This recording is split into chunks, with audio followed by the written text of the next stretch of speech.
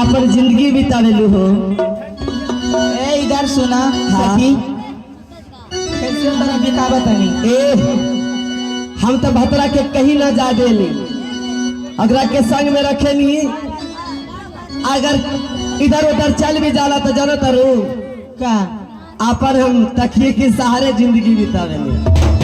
किसैया आरब गइलेगा किसे दे परी के रास्ता में आरब सैया आरब गइलेगा किसे दे परी के रास्ता में आरब सैया आरब गइलेगा किसरा खातिर सारा भाजी अब किसे आरब सैया आरब गइलेगा